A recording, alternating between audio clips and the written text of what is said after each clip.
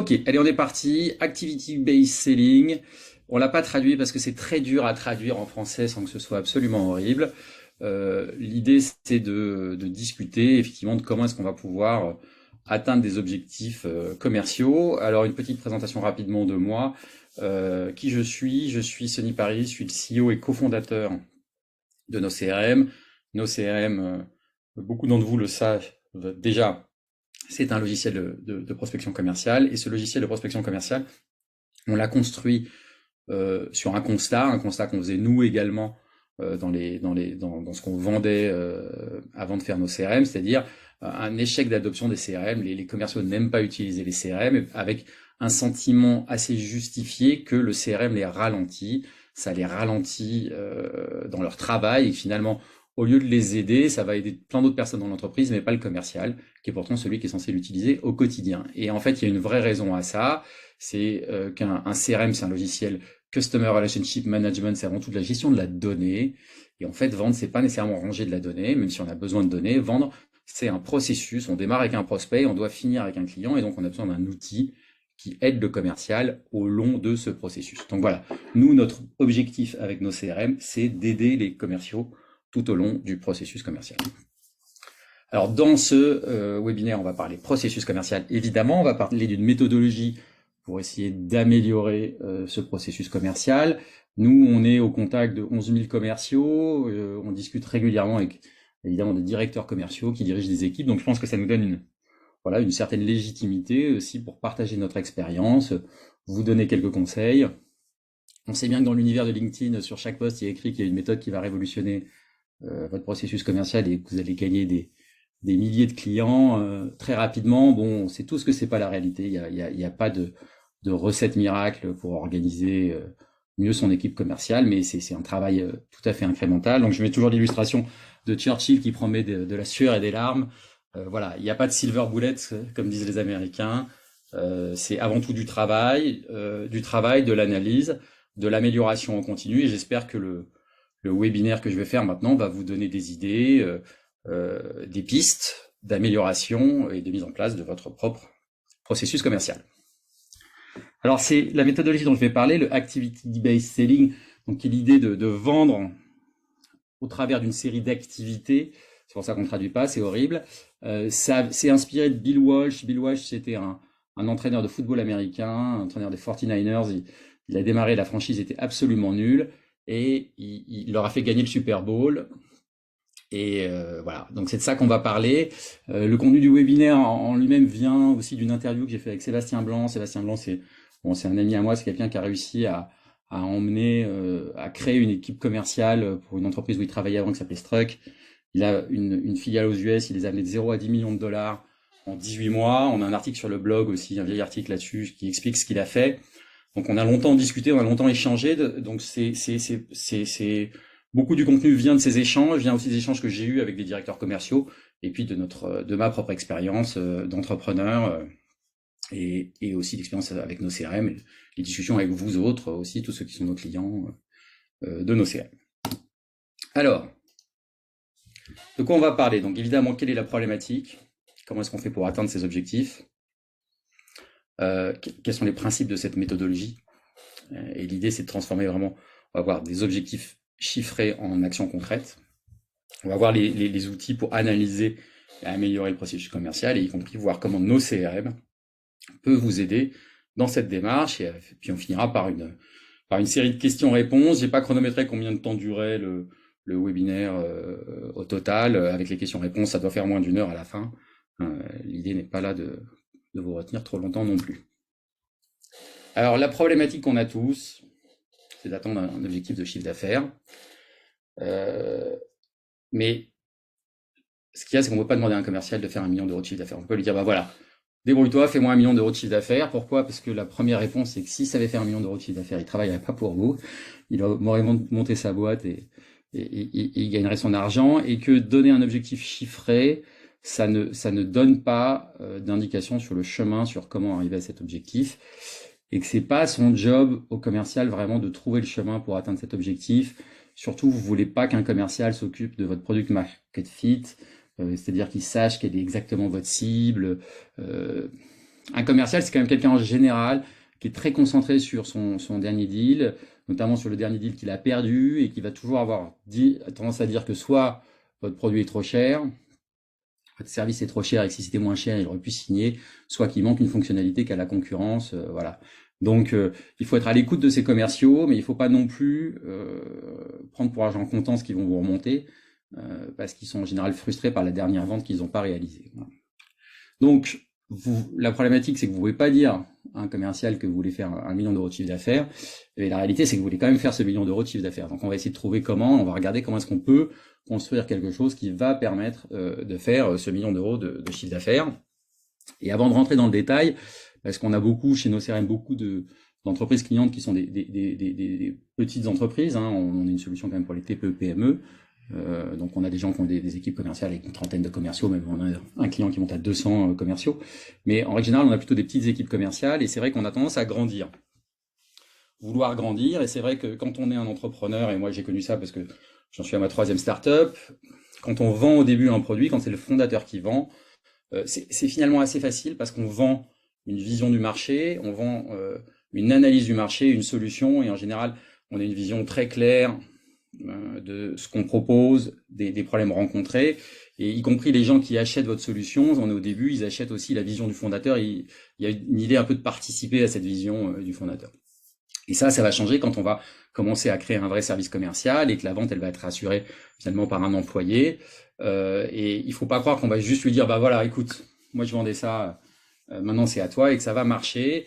Il faut pas croire qu'en donnant une prime, en disant, bah si tu fais tant de ventes, tu vas avoir tel bonus, ça va marcher. La prime, oui, c'est un petit quelque chose qui permet d'aller chercher les extramètres, mais c'est pas une méthodologie en soi. Alors, je reviendrai là-dessus, mais pour moi, un commercial, c'est vraiment un avant-centre, il a besoin d'une équipe. Donc le rôle du patron, c'est de trouver le product market fit et ensuite de construire le processus commercial qu'on va donner au commercial. C'est un vrai travail d'équipe. Cette image un peu du commercial loup solitaire, moi c'est pas quelque chose qui me plaît beaucoup. Oui, ça peut être reposant parce qu'on se dégage de plein de soucis, et c'est tous ce qu'on a envie de faire quand on crée une entreprise, c'est de dire bah ça, maintenant que tu le gères, il m'en parle plus. Mais c'est pas nécessairement ce qu'il y a de plus performant, et puis ça vous explique pas nécessairement, quand bien même vous auriez un commercial qui performerait énormément, ce sera pas la garantie que les commerciaux numéro 2, 3, 4 et 5, eux aussi arriveront à performer. Donc voilà. Maintenant que j'ai expliqué un peu tout ça, on va essayer de rentrer un peu dans le détail de la méthodologie. Si vous avez des questions, hein, vous les passez au fil de l'eau, puis Grégoire dira des choses. Hein. Donc je vous ai dit, c'est une méthodologie qui nous vient de l'entraîneur Bill Walsh des 49ers. Et en fait, ce qu'il dit, c'est que bon, je peux pas dire à mon équipe vous devez gagner le Super Bowl, c'est pas une bonne indication. Par contre, ce que je peux dire, c'est que il faut que le quarterback il ait 80% de réussite sur la 3e passe, qu'on sache courir 12 mètres et ainsi de suite. Et je peux donner des tonnes de petits objectifs à mon équipe. Et je sais que si on arrive à atteindre ces petits objectifs, eh ben, on va gagner le Super Bowl à la fin. C'est-à-dire qu'une équipe qui gagne le Super Bowl, c'est une équipe qui a telle et telle et telle et telle statistique. Et donc, l'idée, c'est de transformer un objectif final qui est assez complexe et qu'on ne sait pas nécessairement appréhender en un ensemble de micro-objectifs. Et l'autre avantage très important, parce que c'est pas uniquement une histoire de découpage en micro-objectifs, c'est cette idée qu'ensuite, une fois qu'on a découpé en micro-objectifs, on va pouvoir s'améliorer sur chaque étape. Et en fait, l'idée, c'est de score take care of itself, c'est-à-dire que finalement, si vous réalisez toutes les petites actions, et ben votre résultat à la fin, vous allez l'avoir. Vous allez gagner votre Super Bowl, puisque vous aurez fait en fait tout ce qu'il faut en dessous pour gagner le Super Bowl. Voilà. Et c'est en ça que le résultat, voilà, bah, si vous faites les bonnes choses, à la fin, de toute façon, vous allez gagner le Super Bowl. Alors que maintenant, nous, évidemment, on joue pas au football américain, on est des commerciaux.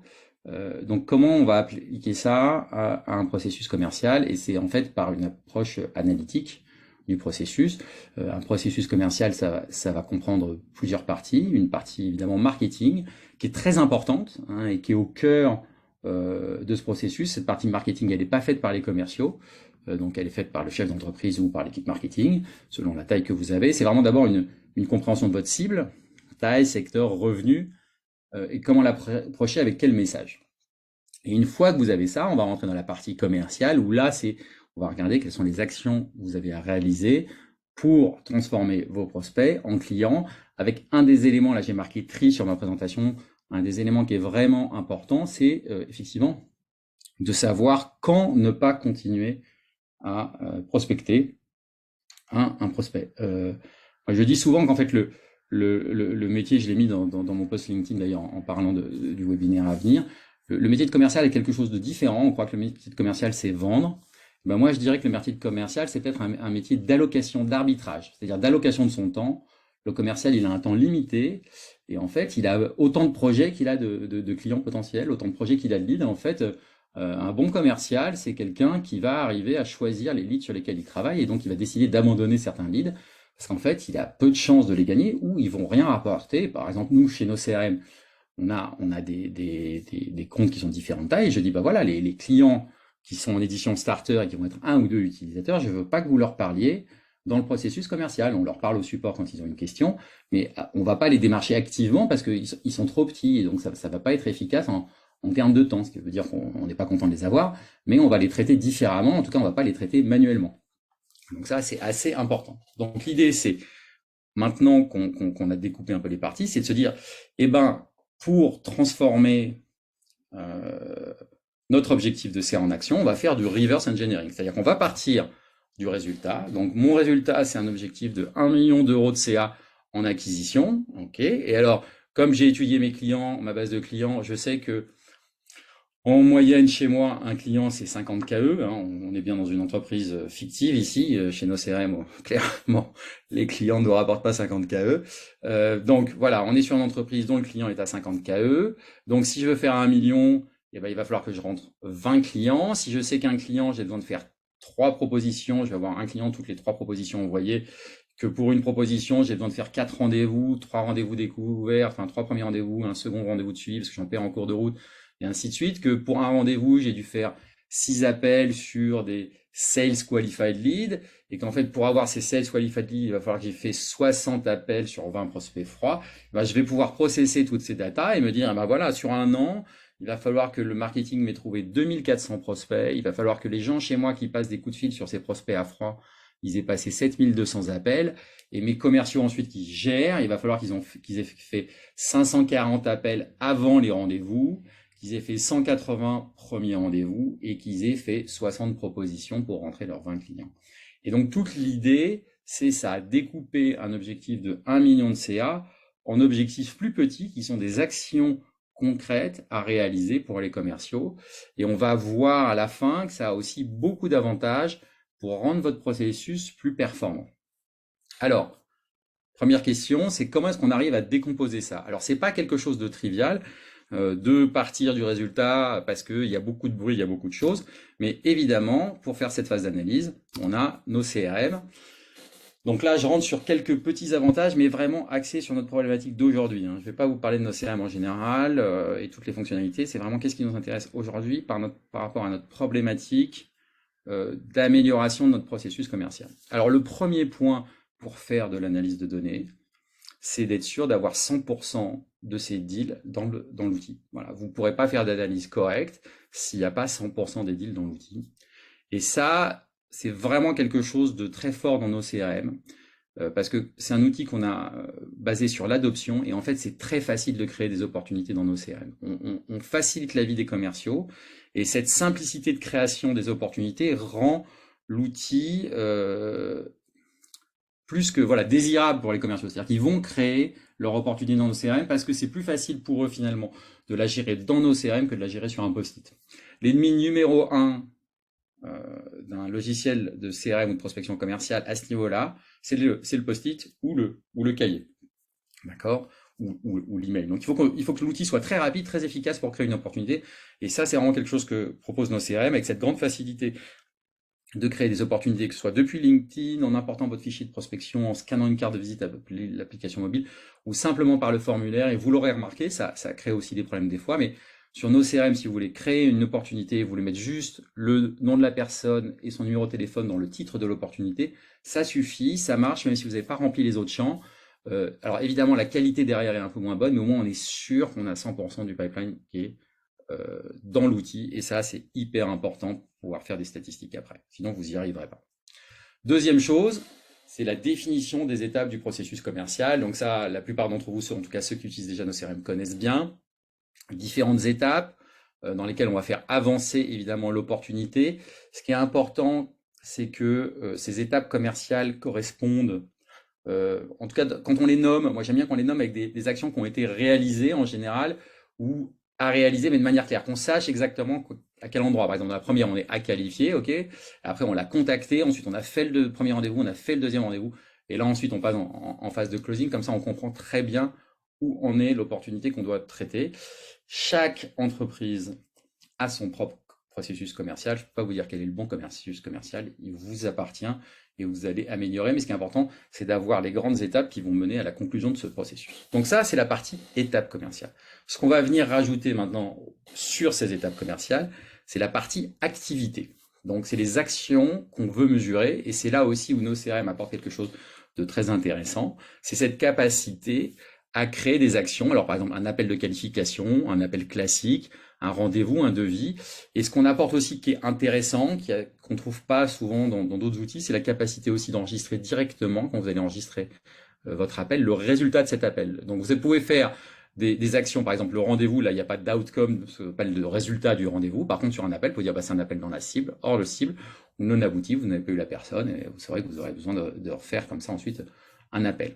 Et l'intérêt de ça, c'est que c'est très rapide à renseigner. Vous voyez, dans votre lead, vous avez un petit menu déroulant, appel qualif dans la cible, hors cible, voilà, c'est très vite réglé. Et c'est très facile aussi à programmer pour la prochaine action. Donc ça, c'est très important. Et de la même manière, ça va être essentiel pour vos statistiques. Vous avez besoin, au début, de décrire voilà, les actions qui vous intéressent. Vous allez mesurer comment les commerciaux font ces actions et combien il leur a fallu d'appels pour gagner une opportunité. C'est à partir de là que vous allez pouvoir...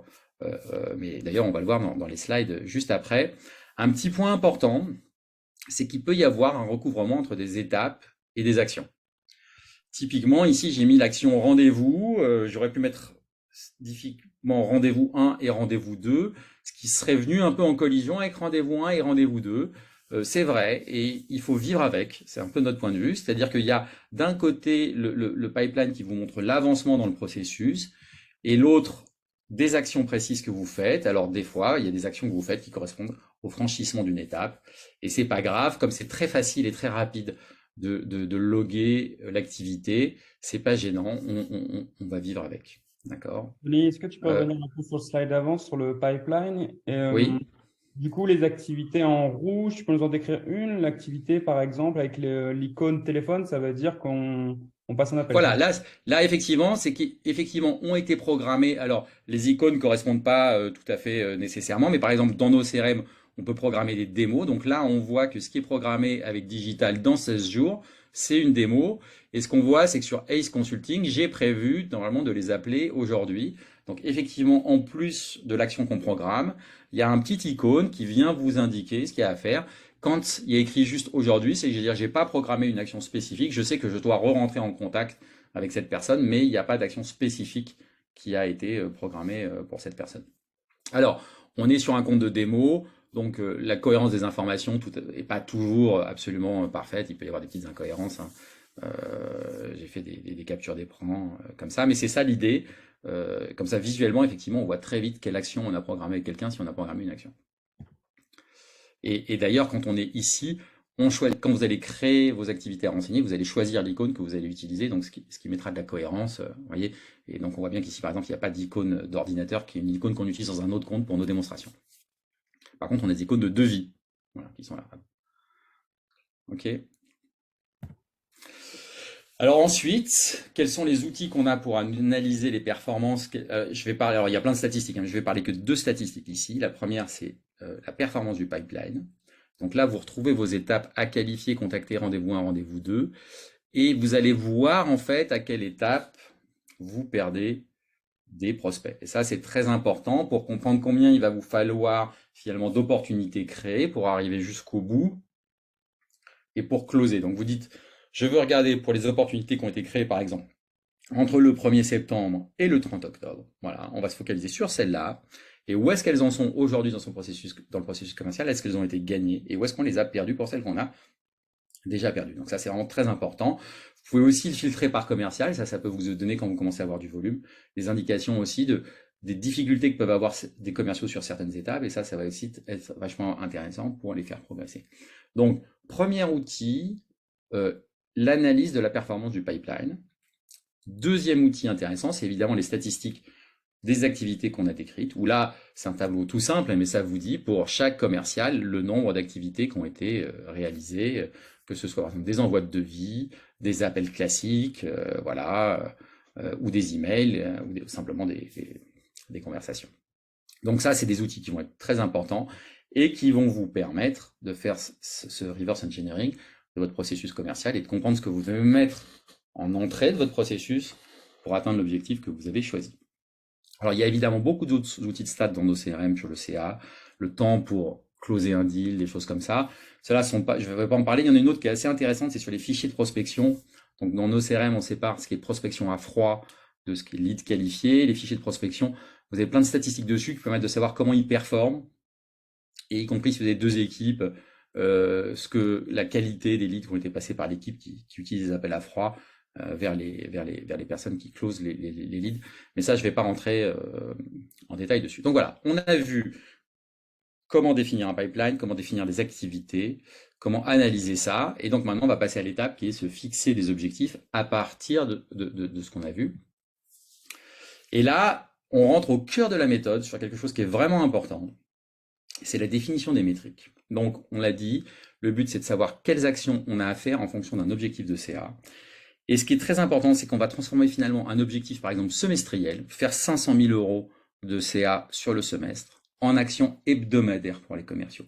Et ça, c'est très important de séparer les deux indicateurs, ce qu'on appelle les indicateurs retardés, des métriques à court terme. Donc, un chiffre d'affaires, c'est un indicateur retardé. Pourquoi? Parce que si vous avez un processus commercial qui est un peu long, si entre le premier appel de votre prospect et sa conclusion, en général, il se passe 6 mois, 1 an, avant de savoir si vos actions ont un impact, il va falloir attendre tout ce temps-là. Donc, c'est un indicateur qui est très long. Alors, évidemment, il y a des processus commerciaux hyper courts où le CA est même pas un indicateur retardé. Entre le premier contact et le closing, il se passe 1 semaine. Bon, bah là, ok, à la limite, la méthode n'a aucun intérêt. Vous avez tout de suite votre information et vous avez d'autres métriques et vous savez déjà les utiliser. Voilà. Mais par contre, si votre processus commercial est un peu long, eh ben, le chiffre d'affaires, le nombre de clients, nouveaux clients, etc., c'est des indicateurs retardés. Alors que le nombre de rendez-vous que vous avez fait, le nombre d'accords verbaux qui ont été pris, de rendez-vous pris, de coups de fil que vous avez passés, tout ça, c'est des indicateurs beaucoup plus court terme. Vous pouvez fixer des objectifs par semaine. Pour des gens qui vont voir, par exemple, dans des pharmacies, on avait pas mal de clients qui faisaient du visite médicale. Bah, le nombre de pharmacies que vous avez visitées, ça, c'est un indicateur facile et c'est toutes les semaines. Donc, si je reprends les chiffres que j'avais avant, mon million de CA annuel, en fait, je peux le décomposer dans cette entreprise un peu virtuelle qui a des clients à 50 KE en 12 appels découvertes par semaine, 4 premiers rendez-vous et une proposition. Et normalement, si mon commercial fait ça, s'il décroche ces 4 rendez-vous par semaine et qu'il arrive ensuite à faire une proposition, à la fin, automatiquement, on va faire le chiffre d'affaires en question. Et ça, c'est vraiment le cœur de la méthodologie, c'est transformer quelque chose sur le long terme en quelque chose qui est à court terme, facilement activable. Alors, quels sont les avantages? Il y a beaucoup d'avantages à avoir ça. Premier avantage, c'est que vous donnez vraiment un chemin à votre commercial. Vous avez mis en place un processus commercial. Le commercial sait ce qu'il a à faire, c'est quelle action il a à mener, et donc ça l'aide énormément. Il n'est pas seul dans son coin. C'est un processus qui est réplicable. C'est-à-dire que quand vous allez avoir quelqu'un de nouveau qui va arriver dans l'entreprise, il va pouvoir le suivre, il s'appuie sur quelque chose, et ça va être beaucoup plus facile de démarrer. Autre point très très important, c'est avoir une révision plus rapide de l'efficacité, parce que quand vous embauchez un commercial, votre closing, il est à 6 mois, donc il va arriver. Bon, vous allez voir un peu son pipeline, est-ce qu'il remplit des trucs, il va vous dire oui, j'ai plein d'affaires, vous savez qu'il faut 6 mois, donc c'est dans 6 mois que vous allez pouvoir vraiment le juger. Mais 6 mois, il va falloir laisser, c'est 9 mois. Donc vous allez prendre 9 mois avant de savoir si votre commercial, il est vraiment performant. Et bien là, vous avez des indicateurs avancés. Est-ce qu'il a sorti des rendez-vous, le commercial? À quelle vitesse il sort des rendez-vous? Et ces indicateurs avancés vous donnent une idée de sa performance à venir. Et ça, c'est très très important, parce qu'on n'a pas toujours le temps d'attendre si longtemps pour savoir si un commercial est vraiment bon. Donc vous avez une vision plus rapide de l'efficacité. De la même façon, vous allez pouvoir anticiper les aléas de votre entreprise. C'est-à-dire si tout d'un coup, vos indicateurs anticipés baissent, malheureusement, votre chiffre d'affaires risque probablement en fin d'année de diminuer. Inversement, si au contraire ces indicateurs anticipés augmentent, on est plutôt vers une bonne nouvelle et peut-être que vous allez pouvoir augmenter vos équipes. Voilà. Et en fait, le dernier point, qui est aussi un point très important et qui est au cœur de cette méthodologie, c'est l'idée d'amélioration du processus. Quand vous découpez votre processus en des plus petites actions qui sont clairement identifiées, vous allez pouvoir mesurer l'efficacité de chacune de ces actions, et y compris, vous allez pouvoir mesurer l'efficacité de vos différents commerciaux vis-à-vis de chacune de ces actions. Et là, vous allez pouvoir passer dans une phase où vous allez dire, bah voilà, aujourd'hui, là, je pense que c'est notre premier rendez-vous, il n'est pas terrible, bah, on va essayer d'améliorer juste cette phase de premier rendez-vous. Moi, je tendance à penser qu'il ne faut pas essayer d'améliorer tout le processus commercial, on met en place un premier processus commercial, et puis après, on se focalise sur différentes étapes, on les améliore un peu, on a fini d'améliorer la première, on a passé la deuxième, et ainsi de suite. Puis après, on refait une boucle, j'appelle ça une espèce d'amélioration en spirale du processus commercial. Donc voilà, je pense que c'est quelque chose qu'il faut essayer de mettre en place. C'est pas quelque chose de facile, hein. C'est des choses, moi je disais au début, je prenais l'exemple des gens qui démarrent et qui recrutent des commerciaux. Moi, avec ma première entreprise, c'est ce qu'on a fait. On a recruté des directeurs commerciaux, nous on a un profil très technologique. On leur dit va vendre le produit. On n'a pas du tout aidé bien nos commerciaux, hein. Ça demande beaucoup de travail, beaucoup d'accompagnement. Là, je vous explique ce qu'ont fait des gens qui ont très bien réussi. Je ne dis pas que je suis le premier à très bien le faire, hein. Entendons-nous. Là-dessus, c'est pas quelque chose de facile. Mais c'est un chemin, je pense, qui est vraiment intéressant. Alors, comment est-ce que dans nos CRM, on essaye de vous accompagner autour de ça? Dans nos CRM, on a la capacité de fixer des objectifs. Alors ça vient avec l'édition Dream Team, dans le panneau d'administration objectifs des commerciaux. Et c'est vraiment ce qu'on a fait. On vous donne la capacité de fixer un objectif qui est à la fois un objectif, par exemple, semestriel, gagner 500 000 euros dans le pipeline, dit pipeline de vente, hein, c'est son nom, et des objectifs hebdomadaires. Donc faire 12 appels de qualif, prendre 4 rendez-vous et envoyer un devis. Voilà. Et on va comme ça pouvoir fixer un objectif qu'on va pouvoir assigner à une équipe ou à un commercial en particulier. Donc on peut avoir des objectifs différents par commerciaux selon leur seniorité. Ces objectifs qui sont assez simples dans leur formulation, hein. Parce que l'idée des actions, c'est quand même pas de supprimer l'objectif à long terme sur le chiffre d'affaires. Vous voulez votre objectif de chiffre d'affaires. Enfin, qu'on soit tous clairs, à la fin, ce que vous voulez, c'est 500 000. Hein. Qu'il ait fait 4 rendez-vous, si à la fin, ça fait rien, c'est pas bon. Dans la théorie, s'il fait 4 rendez-vous, il doit signer des clients. Si dans la pratique, en faisant 4 rendez-vous, le commercial, il signe pas ses clients quand même, vous avez un problème, quoi, hein. Donc, on est bien d'accord tous que l'objectif final, c'est les 500 000, mais normalement, ça doit se traduire par des objectifs hebdomadaires. Et ces objectifs que vous allez définir dans l'application, ensuite, vous allez pouvoir les consulter, tant l'administrateur de son côté que le commercial. Alors, l'administrateur, là, par exemple, j'ai le cas d'Andrea. Andrea, ce que je vois sur les derniers résultats, donc nous, là, c'est des démonstrations. Donc, elle a raté son objectif de démo le dernier. Celui d'avant, c'était bien, c'était réussi. Encore avant, c'était jaune, donc c'était entre les deux. Voilà, c'est pas exactement réussi, mais on n'en était pas loin. Et celui d'encore avant était réussi. Par contre, elle a atteint ses objectifs mensuels de chiffre d'affaires et de qualification, d'appel de qualification. Et alors ensuite, on peut choisir des dates, par exemple du 1er au 31, au 30 novembre, ben voilà, on voit que les objectifs mensuels ont été réussis en termes de CA et de qualification, et par contre les objectifs hebdomadaires en termes de démo, là, ça a été un peu plus fluctuant. Et le commercial, de son côté aussi, il a une vision rapide de ses objectifs en cours, avec voilà, où est-ce qu'il en est des démos qu'il doit faire, et des opportunités, avec une petite couleur, donc c'est en haut dans la barre, là, une petite cible, comme ça, qui permet au commercial de voir très simplement où il en est sur la période en cours de ses objectifs, et ça peut lui donner aussi un petit coup de boost, ou lui rappeler qu'il n'a pas passé assez de coups de fil, si dans ses objectifs, il a passé des coups de fil. Donc ça, c'est vraiment, on a vu les parties analyse. À partir de cette analyse, on définit des objectifs, et en fait, la troisième branche, c'est une branche d'amélioration. Alors, je vais être assez générique, hein, sur cette présentation, mais pour nous, vraiment, l'idée, c'est qu'un commercial, c'est un avant-centre. Voilà, c'est un avant-centre. Et si jamais votre équipe, elle a que des avant-centres à part vous dans le goal, ça ne va pas marcher. D'accord ? Il faut construire une vraie équipe avec des gens qui sont au soutien de l'avant-centre.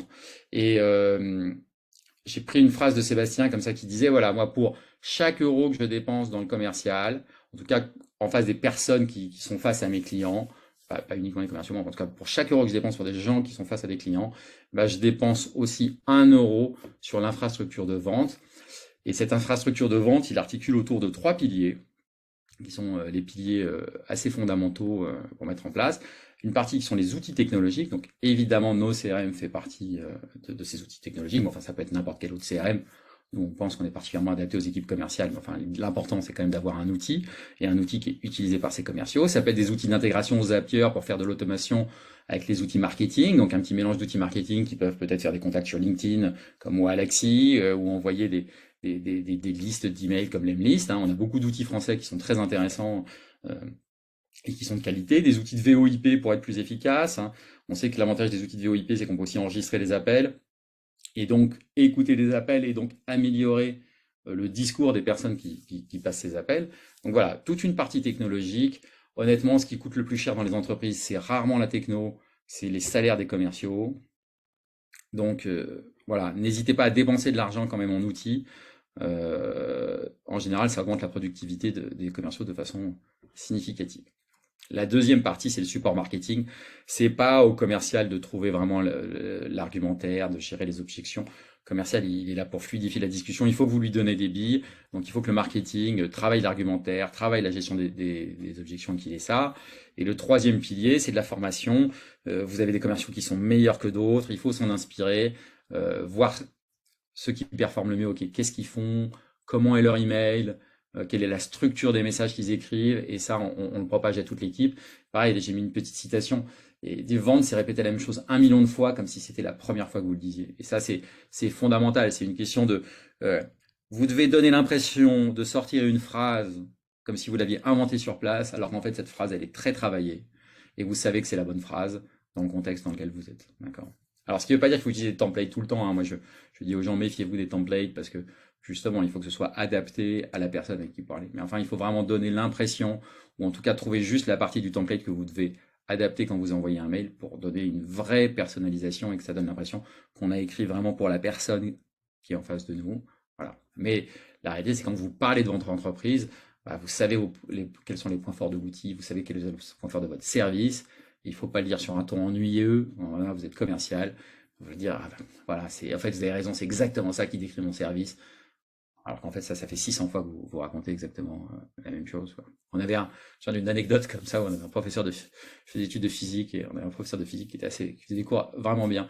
Et un de mes amis est repassé voir l'année d'après son cours, et il a dit, je suis un peu déçu parce que ces petites anecdotes que je croyais qu'il inventait comme ça, c'était les mêmes. En fait, c'est ça être commercial, c'est que les petites anecdotes qu'on invente, en fait, on les répète à chaque rendez-vous, mais c'est pas grave, elles passent, on donne l'impression, voilà.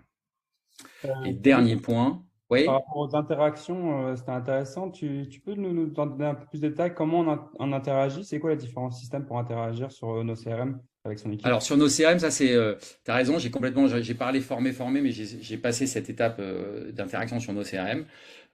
En fait, ce qui se passe dans nos CRM, c'est que en tant que manager, vous voyez ce que font les autres commerciaux. Vous voyez les emails qu'ils écrivent, vous voyez les discussions, et vous avez la capacité de mentionner les gens. Donc vos commerciaux peuvent vous mentionner en tant que manager. Bonjour, j'ai un problème sur ce deal, qu'est-ce que tu en penses? Et de la même manière, vous pouvez voir précisément les messages qui sont envoyés. Si vous avez connecté un outil de VoIP, vous pouvez écouter les conversations. Vous pouvez dire à votre commercial, écoute, là, celui-là, tu aurais dû l'attaquer comme ça, ou alors au contraire, ça c'est très bien. Je pense qu'il faut qu'on le reprenne systématiquement et qu'on le partage avec l'équipe. Et en fait, ce côté comme ça, un peu flou, où on rajoute des commentaires sous un lead, un peu à la façon des réseaux sociaux, ça permet d'avoir des vraies interactions. Et je pense que nos CRM a bien intégré toutes ces technologies. D'ailleurs, parce qu'en fait, au départ, c'est le cœur de l'outil. En fait, au départ, nos CRM, historiquement, son cœur, c'est vraiment un outil d'interaction entre personnes. C'est ça. Donc, dans nos CRM, on peut interagir avec ses collaborateurs pour les former. Parce que là, je parlais pas des interactions avec les clients qu'on peut avoir, des emails qu'on peut envoyer directement depuis l'application, des choses comme ça. C'est vraiment les interactions au sein de l'équipe dans nos CRM qui vont permettre d'améliorer l'équipe dans son travail quotidien. Et alors là, on arrive un peu, c'est le dernier point, qui est le principe, j'en ai parlé au tout début, de l'amélioration incrémentale. À partir du moment où vous segmentez votre processus et vous mesurez l'efficacité de votre processus, ça vous donne les moyens d'améliorer ce processus. C'est pas une boîte noire avec un commercial avec qui vous dites, fais-moi 500 000, puis à la fin il a fait ou il a pas fait 500 000 et vous savez pas comment il a fait ou il a pas fait. Là, vous pouvez regarder chaque étape et vous allez pouvoir essayer d'améliorer votre processus étape par étape. Et ensuite, l'autre point qui est important dans les équipes et qui est difficile aussi, qui est très difficile, c'est que le processus, il est évolutif. et c'est important aussi. Alors c'est important d'avoir des commerciaux qui respectent le processus, ça c'est pas toujours gagné, mais c'est aussi important d'avoir des commerciaux qui viennent interroger ce processus et de leur dire régulièrement, mais renvoyez-moi de l'information sur ce qui ne fonctionne pas d'après vous dans le processus, qui n'est pas bien fait, pas nous dire bon on est trop cher ou il manque cette fonctionnalité, non, qu'est-ce qui s'est mal passé dans le processus, ou quels sont les types de clients que vous avez l'impression qu'on ne les gagne jamais. Voilà, pour qu'on améliore le processus. Un processus, il est jamais figé dans le marbre. Et en plus de ça, ce qui est vrai à un certain moment peut devenir faux dans le temps. Il peut y avoir des éléments de la concurrence qui changent, des attentes du marché qui changent, une maturité du marché qui change, une conjoncture économique qui change. Il y a des fois des conjonctures très favorables et d'autres où ça va être plus compliqué. Et donc, il va falloir adapter le processus commercial. Donc, ça doit être quelque chose de vivant. Ça, c'est pas facile. J'ai pas de recette miracle du tout là-dessus. Pour faire que vos commerciaux vous renvoient du feedback sur le processus que vous avez mis en place pour essayer d'améliorer ce processus commercial. Voilà, on arrive à la partie questions-réponses. Voilà, je vais vous laisser poser des questions. Je vous remercie pour votre écoute. Je vais aussi démarrer un petit l'autre sondage. Vous pourrez répondre comme vous voulez sur voilà ce que vous avez pensé de la qualité du webinaire, du contenu. Est-ce que c'est trop, pas assez, compliqué, etc. Donc, je déclenche le sondage et pendant ce temps-là, on peut poser des questions-réponses si vous en avez. Il y a la question de Luc qui est très intéressante et que je vais me redemander de formuler, mais je pense que tu peux essayer d'y répondre, Sony. C'est comment faire sans données cumulées dans le CRM, dans la phase de lancement, pour alimenter le reverse engineering? Alors, on peut pas tellement. Ce qu'on peut faire, c'est essayer de trouver son bon commercial et un peu de discuter avec lui pour savoir. Il y a des commerciaux qui voient un peu mieux, qui ont une meilleure idée que les autres des volumes, de ce qu'il faut pour gagner des clients. Donc, on peut essayer de discuter avec lui pour essayer de mettre en place comme ça ce premier processus. Et après, de toute façon, il va falloir mesurer. Et c'est à partir des mesures qu'on va faire dans le temps qu'on va pouvoir vraiment le faire. Mais au début, bon, voilà, il faut démarrer avec du bon sens et en s'appuyant sur l'expérience de ceux qui ont peut-être un peu plus que les autres une compréhension du processus. Ok. Et sinon, il y a deux fois cette question qui est revenue, qui est très intéressante de la part de Doha, et j'ai oublié de Ibrahima peut-être. C'est sur la différence entre les prospects et les opportunités dans nos CRM. Pourquoi on ne peut pas les gérer de la même façon, ces activités? Alors, on peut créer des activités qui sont dans les prospects. Hein. Si vous êtes dans les versions qui ont les activités, vous pouvez tout à fait loguer des activités dans vos fichiers de prospection. Ce qui est important pour nous comme différence, c'est de dire, bon voilà, l'opportunité c'est quoi? C'est un lead qui a été qualifié. Vous savez qu'il y a un vrai besoin potentiel, ou en tout cas que la personne est vraiment dans la cible, et vous voulez le travailler, et on pense qu'un commercial, il peut pas maintenir des milliers de relations en même temps. Donc au maximum, une centaine de leads ouverts, d'opportunités ouvertes pour un commercial, c'est déjà beaucoup.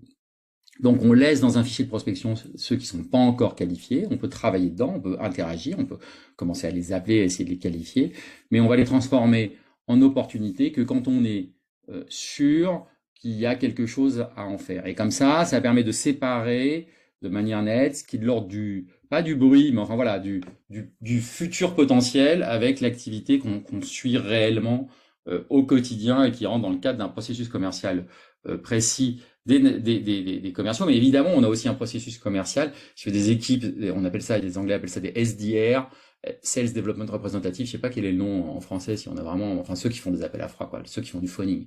C'est une équipe qui fait du phoning, elle va travailler que dans les fichiers de prospection et elle va ensuite assigner l'opportunité quand elle prend un rendez-vous à un commercial qui se chargeait de faire le closing.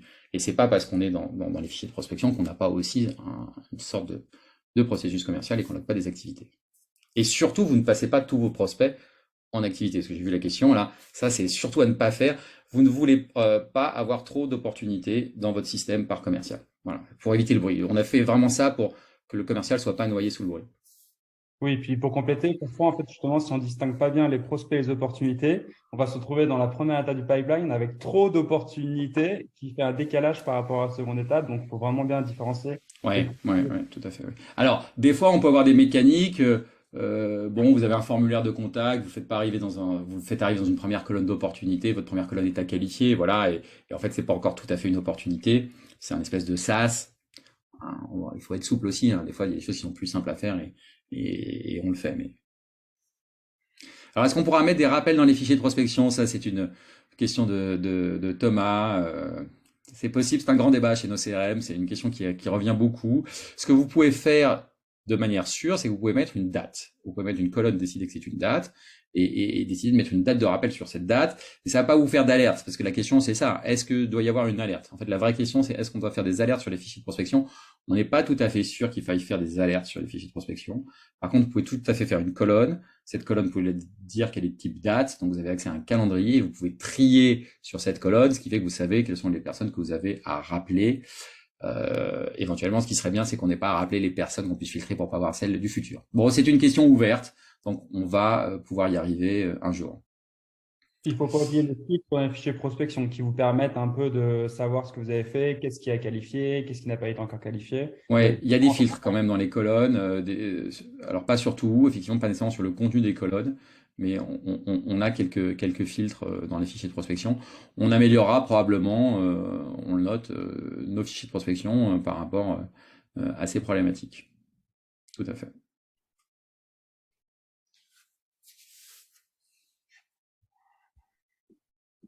Bon, écoutez, je suis assez content. En tout cas, sur le sondage, vous êtes plutôt satisfait. Peut-être un peu trop théorique. Alors, je pense qu'effectivement, le trop théorique dépend aussi de est-ce que vous êtes client de nos CRM et peut-être vous vouliez voir un peu plus de formation directe, mais on essaie un peu d'élargir un peu le sujet dans ce type de webinaires qui ne sont pas vraiment purement des webinaires de démonstration. Il faut aussi intéresser les gens qui ne sont pas clients de nos CRM et qui viennent regarder ça.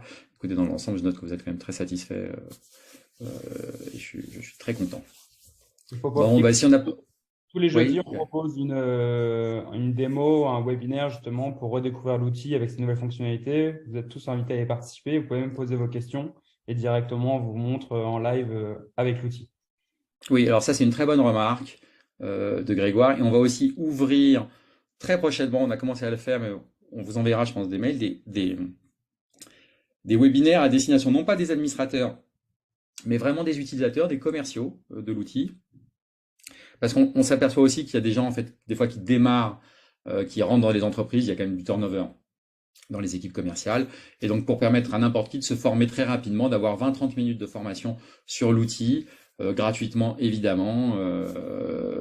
Voilà, donc ce sera une autre date que le jeudi, je ne sais pas encore exactement, mais c'est quelque chose qui va arriver et on enverra un mail à tout le monde.